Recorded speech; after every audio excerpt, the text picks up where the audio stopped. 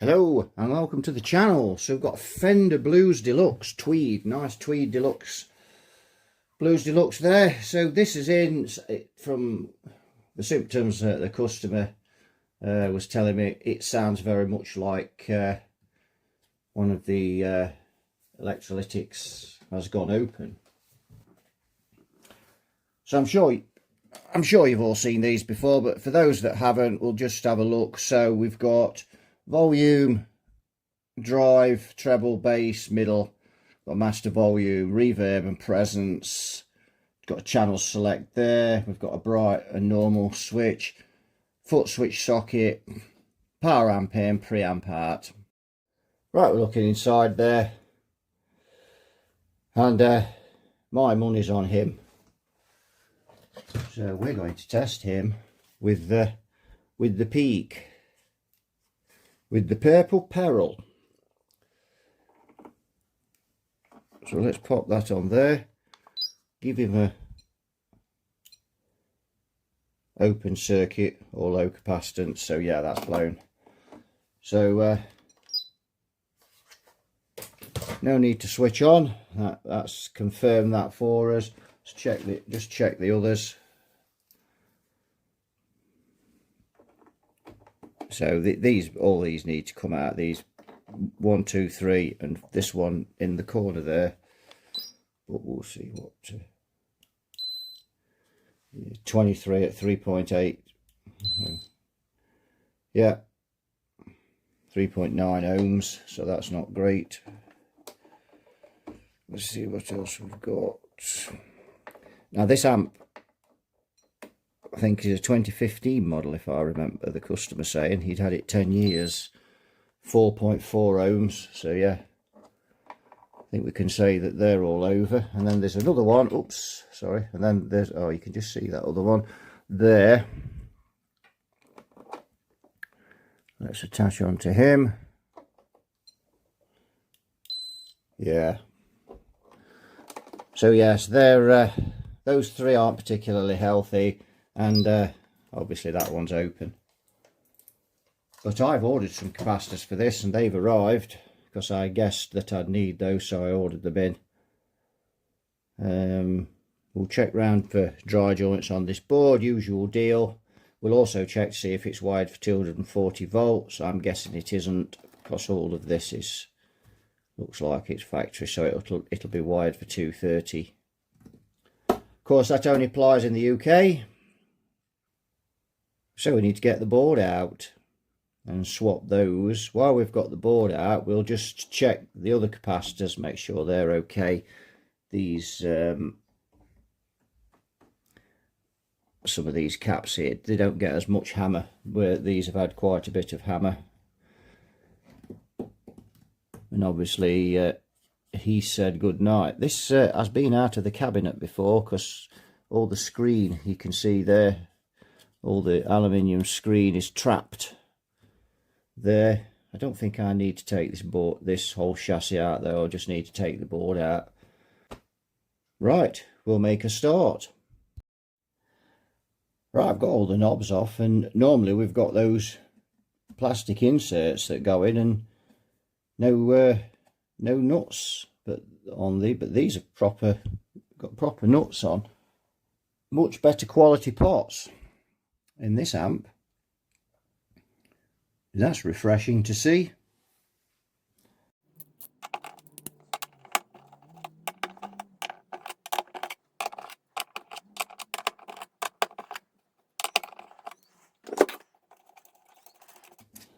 You can hear that meowing, it's pink.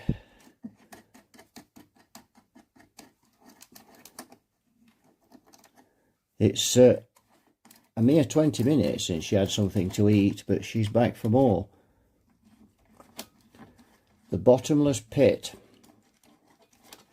eating me out of house and home.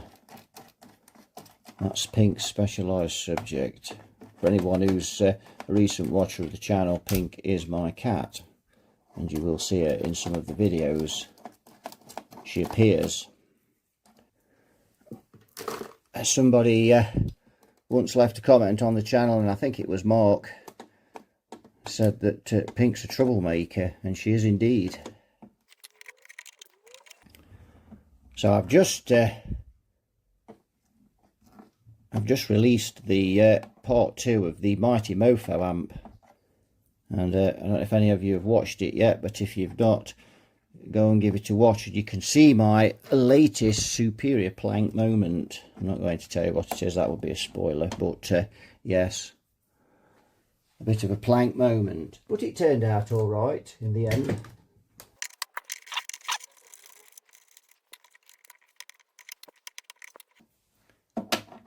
He's slightly bigger, so I'll have to go and get some sockets out of the workshop, because that's the biggest I've got in those. Right, so you can see I've got the board out, and the best way of getting these out, obviously you take all the bolts off the top, and you take the screws out, but I've taken off a lot of these wires here, because when you're pushing down on the board, these are causing some tension, and you have to put extra strain on the board. So I've removed those to make it just come out easier. And the only other thing you need to do, the wires from the output transformer here, they are bunched together, and they will stop you pushing it down to get the pots to clear the chassis here. So what you have to do is cut the tie wrap off and flatten all the leads down, because they're all bunched up, and that gives you just enough room to push it down and get it out. So there we go. We can see now.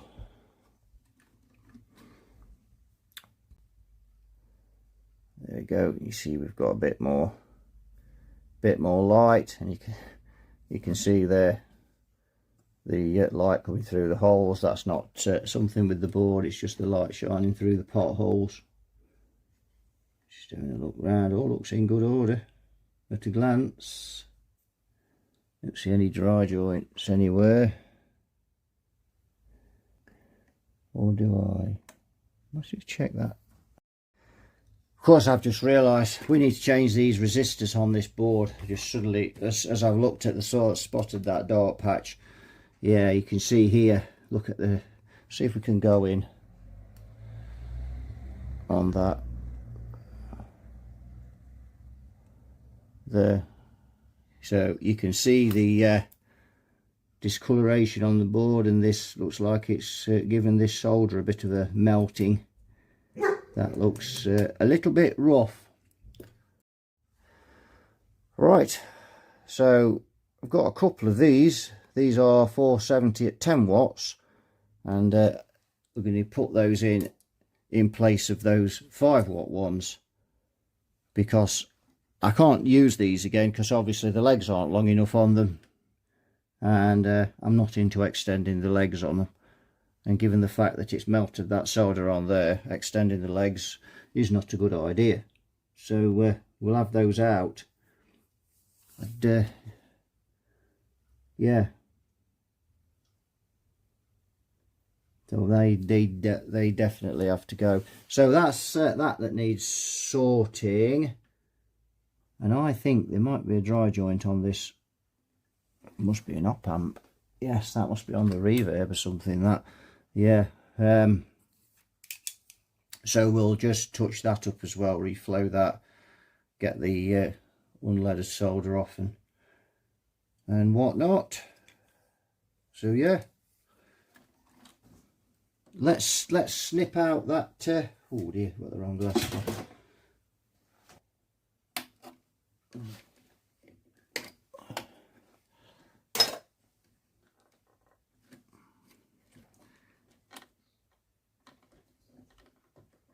Wow.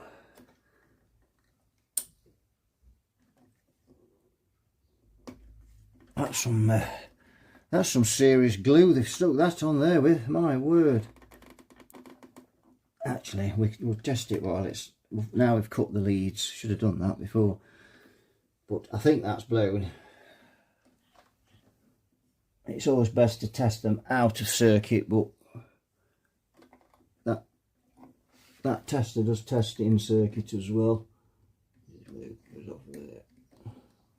but I think he's blown, madam. Like Mrs. Blenkinsop's TV, blown.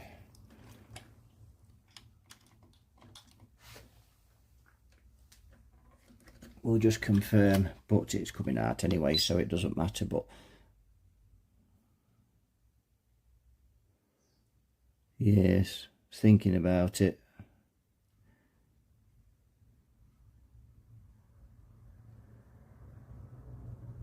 Ew. Can't even find a component, can it?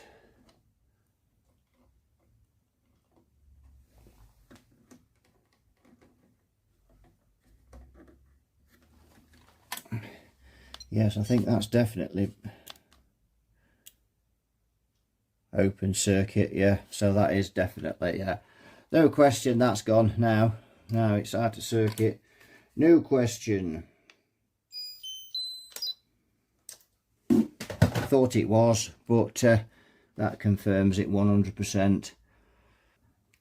So I've taken out those resistors which were here, but we've got a diode here that's also sat on the board, baking the board, and I've just put a bit of solder on those because I'm going to take that out in a minute. And then I suddenly realised, oh, I've got one of those in stock. So I went off to check, and I've got some of those I thought I had, and you can see that the board's discoloured around that as well, and they do get quite hot. And that is 1N5353B, and that's those there, and I have got some of those. So I'm going to change that and raise that off the board. So a bit of luck there, because we've got some resistors in stock, but we've also got the diode in stock, so that's a bit of good luck there. So we can change that as well. And basically what we're doing, as well as recapping this amp, we're making this amp more reliable. The last thing you need is that, just you know, those coming loose, and then you've got intermittent problems because it's literally unsoldering them. And obviously if we put some longer leads on them as well, then it's got a little more heat dissipation, there's more metal there. So hopefully, and these are 10 watt, those resistors we're putting in a 10 watt instead of 5, so hopefully they should suffice better. We shouldn't have as many problems with that. But yeah, you can see I've got the caps out now, so I've got to clean off this silicone, and I've desoldered the pins that I've cut them out, desoldered the pins. So I always cut the pins either side, and then you can just twist the caps off the silicone. These came off really easy, the 22s, not done the one up there yet, and they came off really easy. And then just unsolder the pins. It's an easier way of doing it. Right, cleaned, got all the pins out, cleaned all the tracers up, got the unleaded solder off there. You can see just there, that board was just beginning to suffer a bit of damage there with heat. We just got here in time with those, I think. That'd have been left much longer. So if you've got one of these, I recommend you raise these resistors and raise that diode. Obviously you're going to have to buy new ones because the legs won't be long enough, as I said earlier. But yeah, it's discoloured, that board, but a tiny bit of damage there just beginning to appear. But luckily I've caught that. But we're ready to start putting the parts back in now that we've took out. Might just give those a little bit of a clean up and reflow. They look like they're cracked around the edges there. Not sure if they are, but I can see, so I'll just give them a go anyway. We'll get that unleaded solder off. They vile, this solder that they use. It's absolutely awful, and it just clogs up the solder sucker, and you have to get all of this off, or you just don't get decent joints. It's, you know, you see people where they've just added the leaded solder with the unleaded, you know, they try to pull the components out from the bottom, they don't clean it off, they just hold the iron over the joints, push the caps in, whatever, and then just solder them, and you just end up with that like bullet looking, you know, like bird poo look. So you've got to get it all off, do it right. That's how I do them anyway. You don't have to, but that's just how I do them. It just looks neat, and the idea is when you finished it and clean the board, it looks like factory. That way you know it's bang on. And the thing is, using leaded solder, it's just not going to crack like this stuff does. It's rubbish. So we'll start getting some components back in and get this put back together. Then we'll have a good inspection. Speaking of inspecting, where Pink is? She's the ultimate inspector of my work. Well, that's besides Gooden and Jeff, who are frequently inspecting my work and keep me on my toes, but I don't mind. Right, I've got these caps in, and I've got the resistors in, and I've got the diode in. You can see I've got the diode lifted off the board there. Got these 10-watt resistors in, and they're obviously lifted off the board. Got 47, 22, 22 and the 22 in there. So that's all done and all looking good. Now we're to move on to this board. I've still got some flux and stuff to clean off there from soldering those components in, but noticed just the odd crack on these. That one doesn't look very good. So what I'm going to do, for the sake of reliability and longevity, I'm going to suck off all the solder on these and reflow them. One pin on that IC that looks a bit dodgy, and then there's a couple here, and everything else looks perfectly fine. I can't see anything else, so not that much really, but yeah, we just got to go through those. That'll take a bit of time, but it's worth doing, because obviously sorry, the board's a bit skew. Obviously it's going to, it's going to make this amp reliable. We don't want 6 months down the line, we don't want these all cracking if they're starting to go. And that one is cracked around the edges, so we'll do the lot. Right, so I've sucked all the solder off these, and obviously I go over them with leaded solder first. Go over them with leaded solder and then suck the solder off. These some of these are grounds on here either side, and now I go back and do those after, because if you suck them all out, you'll end up with a pot dropping out. Right, sorted out all the board, cleaned all the flux off. I've checked the tube board, there's no dry joints on there, so we're ready to put this back together now. Right, got everything sorted now, so we're all back together. I've changed it from 230 to 240, just swap P10 and P4 round, black and white black, so you just swap those. You can see how to do that on the schematics, quite easy. And I've done the other, I just remembered just before I put the board in, I got the other diode as well to do there. Almost forgot that with focusing on this lot. So yeah, I've got him in and he's all good to go. So we're going to fire this up on the variac now. Variac, don't use a variac anymore. We're going to fire it up on the current limiter on the bulbs and just bring it up steady on the bulbs so we don't shock these new caps to life. And yeah, see how we go on. But that's all good now. So yeah, resistors replaced, diodes replaced, they're lifted off the board, and we've just put those 4 caps in there. Everything else is fine in the amp. So right, we're on the current limiter. It's just going to switch on. There we go, just got a 40-watt bulb in there to start off with.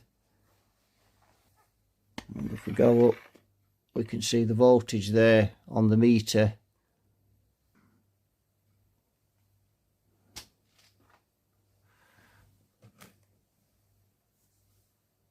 $230 volts. That's dropping now because the tubes are beginning to conduct.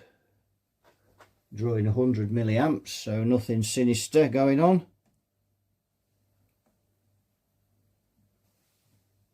Oh, look at that. Wow, that's so quiet. We'll just let it sit for a few minutes at 213 volts.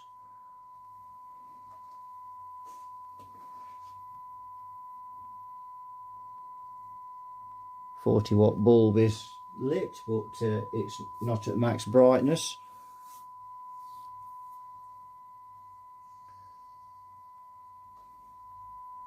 Drawing 110 milliamps now, because the tubes have just, obviously they're conducting a bit more. We'll put another 60 watt bulb in with the 40. That'll take us up to 100. You can hear the volume come up straight away on there.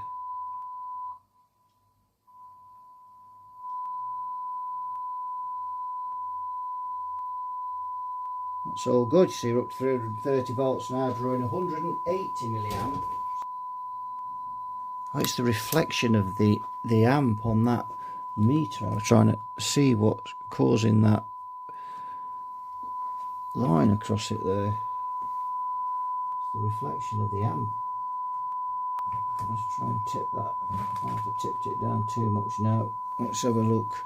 Yeah, that's okay. Just to keep that off, it can see it better now. So yeah, I think we'll lose the signal now. We know we've got signal through it. Yeah, that's quiet. Pretty good. So what we'll do now, we'll put a 100 in with the 40 watt. That's 140, and that's going up again. And you're bringing this up nice and steady, and now we're at 200 milliamp. So we're drawing.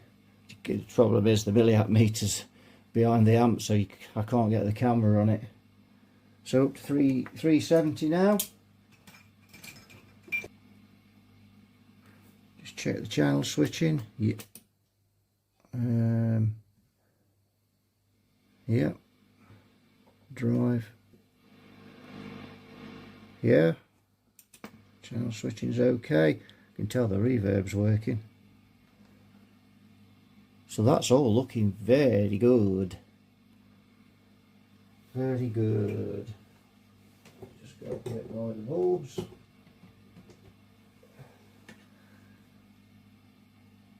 There we go, 380. 382 volts. We will have to bias the amp again as well, because we've moved it from 230 to 240. There'll be less plate volts on there now, so we'll which means we'll have less bias. It'll have dropped the bias a little bit, but that's no big deal. We're drawing 210 milliamps at 381 volts, and things are looking very good. So we've got 160 watts of current limiting. So we'll stick a 150 in with that 60, and that should, yeah, we can see we're flying up now. We've got 233 volts going into the amp. 417 volts going into the amp, nearly 418. Just go, yeah, there we go. 300 watts current limiting, 426 volts, 240 milliamps we're drawing. And we've got 237 going into it off the wall. I would say that's pretty cool.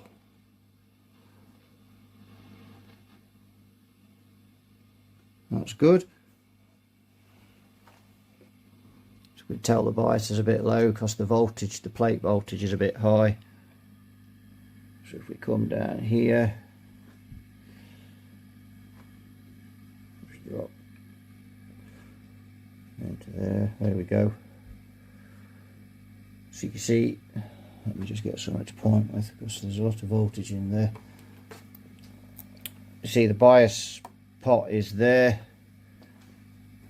Had the same one on the one we did before. I don't know if that was a Hot Rod Deluxe, or because we did do one of these a while ago. And this wire again here, pressed up against this PC board, getting rather close to getting trapped in here. The last one had got trapped from the factory, so we have just rerouted that cable around there. That's just a camera affecting the amp. And this one again here really should be on the outside of it, but I can't get underneath to unplug it. I don't really want to start soldering on these tracers, so I'm going to leave it. Obviously that's done from the factory, but it's always better to have. It's a bit difficult though, you can get that around the outside of that. It's just, but it just induces a bit of noise sometimes, but it's okay. So let's just see what's happening with those resistors.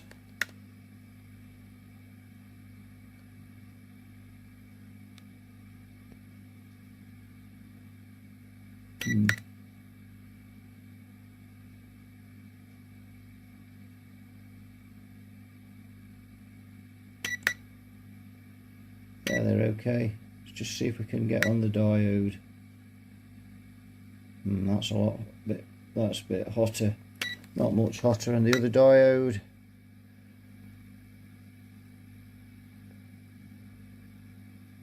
that one's not bad. Just what I'm going to do now is I'm just going to switch the amp off, and I'm going to watch that voltage drain out of it, and the minute it does I'm going to drop my finger on those resistors and just see how hot they are.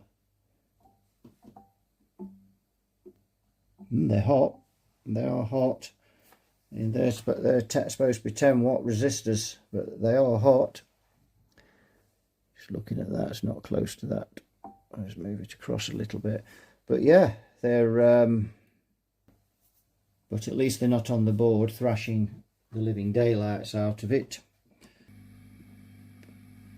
So now we need to check the bias, and then it's done. I've got the knobs to put on as well. I didn't put the knobs on in case something was wrong and I'd got to take it out again, but that's all looking good to me. Right, I'm just going to go off and have a bit of a gleg at the schematic on the computer and just see what information there is about biasing. I think most of these, I seem to remember, will bias them around 16 watts. I don't think we wind them up to 21. Can't remember what we biased the last one. I've probably got it in my notes, but anyway, I'm going to have a bit of a gleg at the schematic, and then we'll come back, we'll bias this amp, get the knobs on it, get the back on it, and it's done. Right, so I've just done the bias how I normally do it, using the Ohm's law method, and I've got 18.5 milliamps on one side and 18.6 milliamps on the other, and they're only biased at 8 watts. And they are pretty cool. So the transformer is 80 ohms on one side and 106 on the other. So to a bit of a Friday afternoon wind, I think, that one. But we've got a bias test point here apparently, and you have to set this to 60 millivolts, and it's set at 42 millivolts, which doesn't, I would imagine that 60 millivolts is 60 milliamps divided by 2 tubes is 30 milliamps, but that doesn't quite add up to what I've got here. So there's a bit of a, so what I'm going to do is I'm going to set this to 60 milliamps, and then I'm going to go back and rebias it the way I normally do them, and we'll see what the bias is. It's always handy to know what the bias in these are, and it's, for most people, when you see, you know, you do this, that's what I'm assuming. 60 millivolts is 60 milliamps divided by 2 for each tube. There's no way one of those is biased at 60 milliamps in this amp, so I'm guessing they're biasing them at 30 milliamps. So we'll get a screwdriver and we'll turn the preset pot. Let's have a look what we've got. So it's just a slot, and we'll adjust it.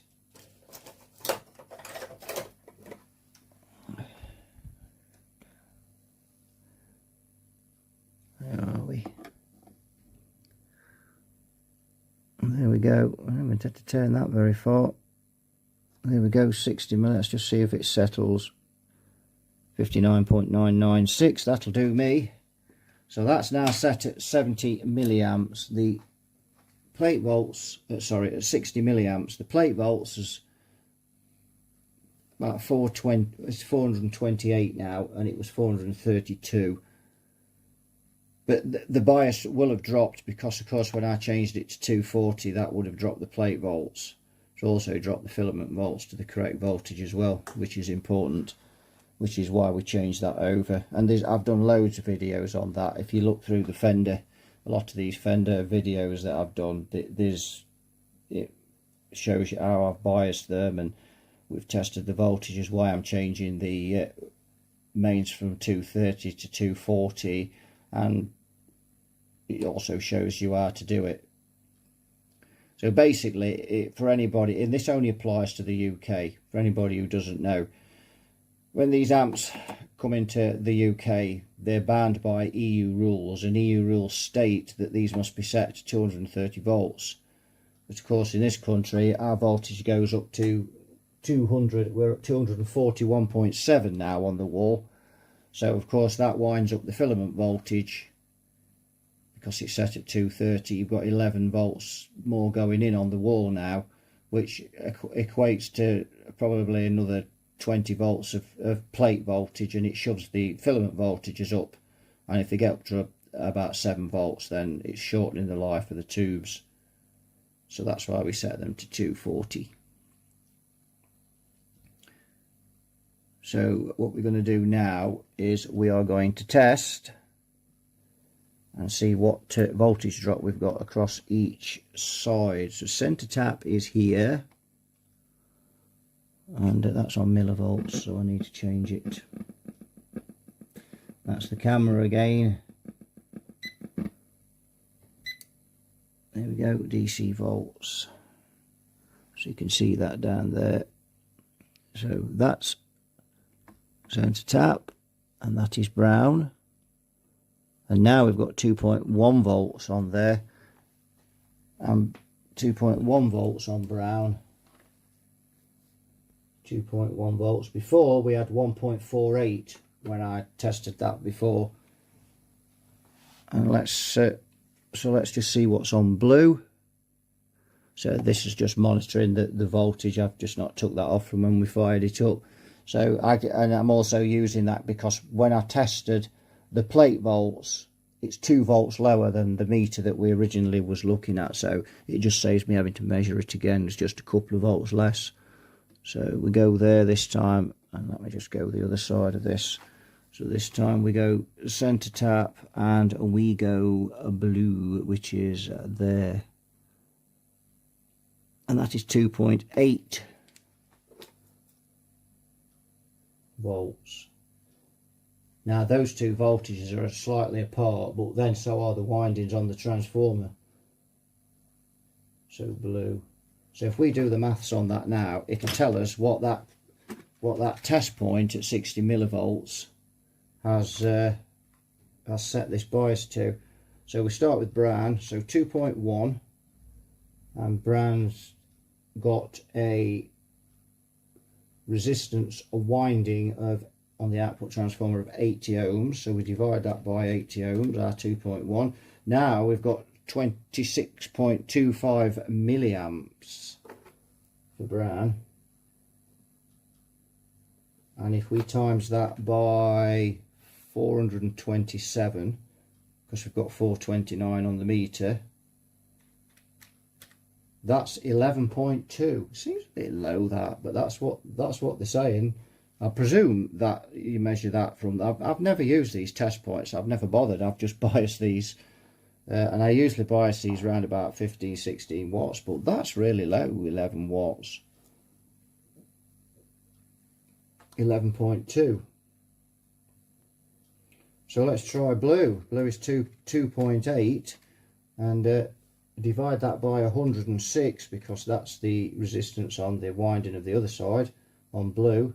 That gives us 26 milliamps, again 26.4 milliamps, and if we times that by 427, that gives us 11.27. By gum, those two, they're matched.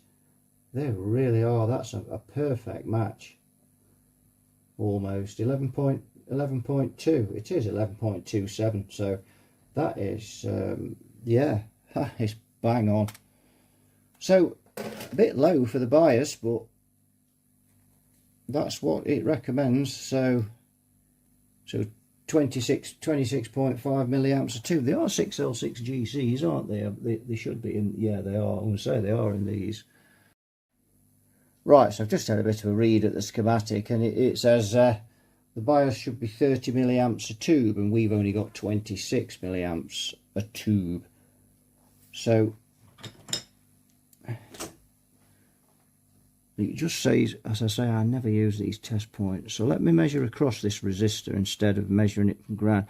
So now I've got, that looks like, let me just go on to millivolts. And that's just the camera. So if I measure across that, I've got 54 millivolts. So let me just up that a bit more. So it looks like it's supposed to measure across that resistor and not to ground, and that's why I've got a little bit under. As I say, I never use those test points. This is the first time I've ever used one. I've just never bothered with them. I always just do it like I've just shown you with the Ohm's law way. So that's up to 59. It's just a gnat's knacker.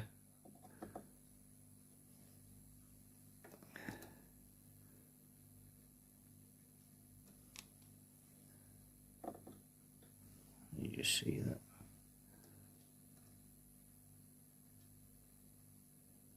We've gone a little bit over now. What are we on the wall? Yeah, 241. We'll have that down a bit. Just a shade.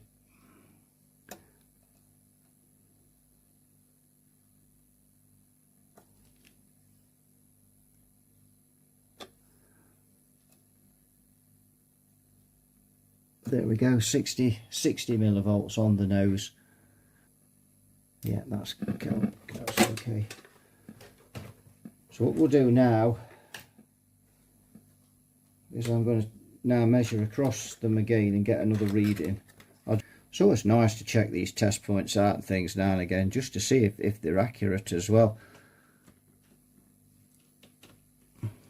All it says is bias test point, and there's a line pointing to that pin there, that trace with one end of the resistor.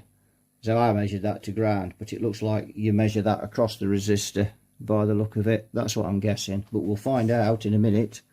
So we'll go on to centre tap again, and then we'll go to brown. Oh, we're on millivolts, aren't we? So we're not going to get a reading. There we go, DC volts. Not that it's a very big voltage, only probably be about 3 volts maybe. Let's have a look. But it won't measure it in millivolts. Well, unless I'm seeing things, that's... Oh no, it has gone. That's not gone up much. Brown's gone up from 2.1 to 2.37. So let's give that a try. 2.37 divided by 80 ohms equals 29.6 milliamps. So yeah, you measure across the resistor then. Duh. I'm a plank. But yeah, 29.6, and we're at 241 on the wall. So we could snack that up a tiny bit, but that's near enough. So what's that giving us then? So we've got 400, still 427. It's not really changed it that much. Times, that's 12.6 watts.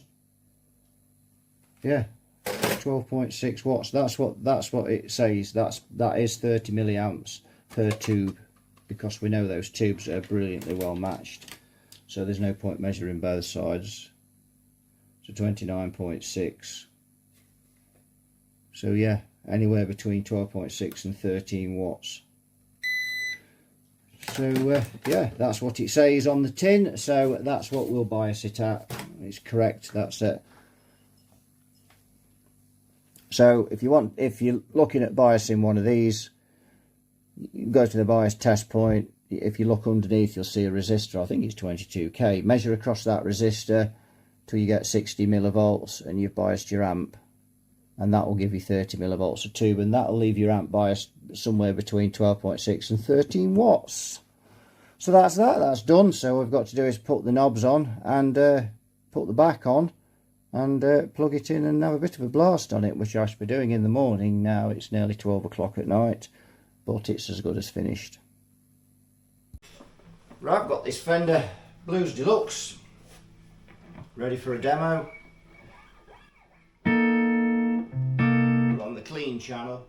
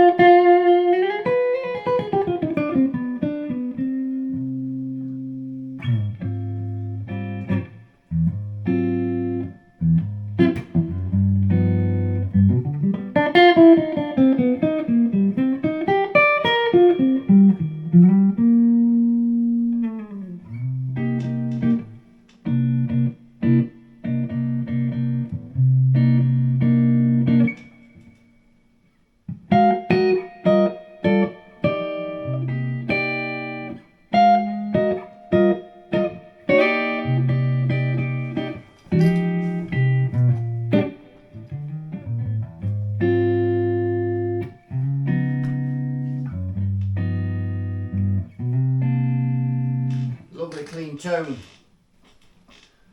Let's have a bit of a play with the drive channels. So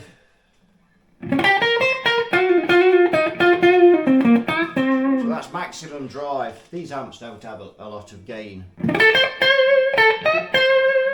that's not how they're designed.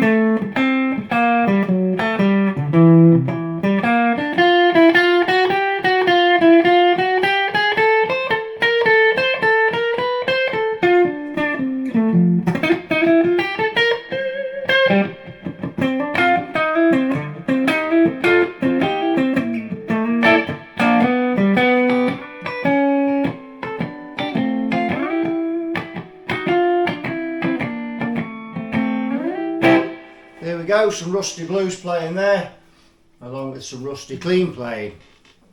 But yeah, you get the general idea. That's a very tasty sounding amp. I really like that. That sounds great. Lovely tone. Celestion speaker in it. Really nice bit of kit. And yeah, it should be good and reliable now. So that'll do it for this one. So thanks for watching, and you all take care, and I'll see you all in the next one. Bye for now.